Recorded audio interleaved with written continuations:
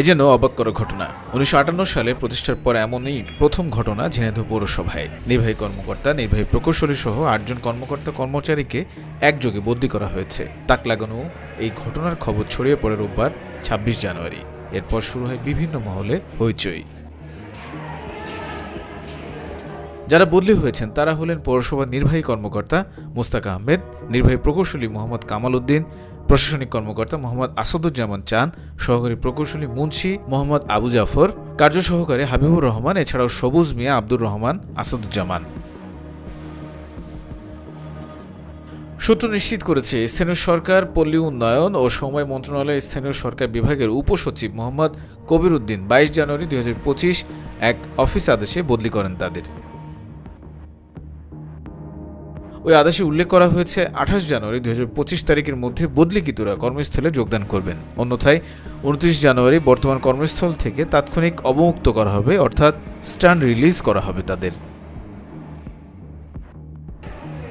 এই আদেশের পর ঝিনাইদহ পৌরসভার কর্মকাণ্ডে কিছুটা স্থবিরতা নেমে এসেছে। পৌর নির্বাহী কর্মকর্তা, নির্বাহী প্রকৌশলীর কক্ষ খোলা থাকলেও উপস্থিত ছিলেন না তারা। প্রশাসনিক কর্মকর্তার কক্ষে তালা ঝুলছিল। এতে কিছুটা ভোগান্তিতে পড়েছে সাধারণ সেবা প্রত্যাশীরা। একটা মেয়ে ছিল, সে বলল ওই ঘরে যান, ওই ঘরে যেয়ে কথা বলছি, বললো যে আপনি দরখাস্তটা লিখে নিয়ে আসেন, নিয়ে এসে দেন। কাহিনীটা আমি ক্লিয়ার বলতে পারবো না ভাই, বদলির অর্ডার হয়েছে এটুকু বলতে পারবো, তারপরে ওনারা কোথায় গেছে বলতে পারবো না। অফিস আসেনি আছে। সেবামূলক প্রতিষ্ঠান একযোগে বন্ধ হয়, আমি এটা কোনো দেখি না। পৌরসভায় আসছে কিন্তু কোনো কাজ নেই, কার্যক্রম নেই, সবই বন্ধ। বদলি হওয়া সহকারী প্রকৌশলী মুন্সি আবু জাফর প্রতিক্রিয়া ব্যক্ত করে বলেন, কোনো অন্যায় ছাড়াই এমন আদেশ হয়েছে। চাকরি আছে মাত্র 1 বছর। এ সময় গোপালগঞ্জ পৌরসভায় বদলি করা হয়েছে তাকে। আমি এটা কোনো কারণ খুঁজে পাইনি এবং আমার বিরুদ্ধে এই ধরনের কোনো এলিগেশন নাই। যদি কেউ দেখাতে পারে তাহলে সেটা অবশ্যই আমি ফেস করব। আমাকে জেরা করা হয়নি বা আমার কাছে শোনা হয়নি যে আপনি এই অন্যায় করেছেন কি ওই অন্যায়। আমি এই ধরনের কোনো সম্মুখীনই হয়নি।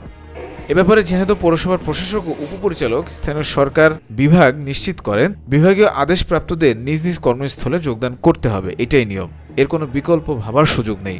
সেবা চালু রাখার জন্য আমাদের যে প্রক্রিয়া আছে, এটা একটা যে সিস্টেমে চলে আমরা সিস্টেমটাকেই চালু রাখবো।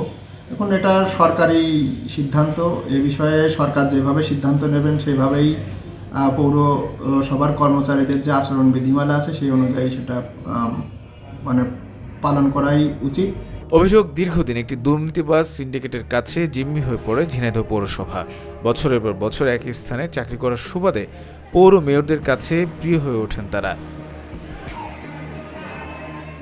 মেয়রদের ছত্রছায়ায় বেপরোয়া হয়ে ওঠে নির্বাহী প্রকৌশলী কামাল উদ্দিন, প্রশাসনিক কর্মকর্তা আসাদুজ্জামান চান ও কার্য সহকারী হাবিব।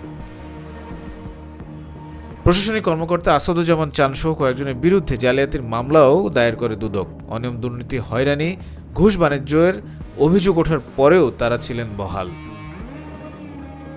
সবশেষ 5 আগস্ট পরবর্তী বৈষম্য বিরোধী ছাত্র আন্দোলনের পক্ষ থেকে দুর্নীতিবাজ কর্মকর্তা কর্মচারীদের বিরুদ্ধে আলটিমেটাম দেওয়া হয়।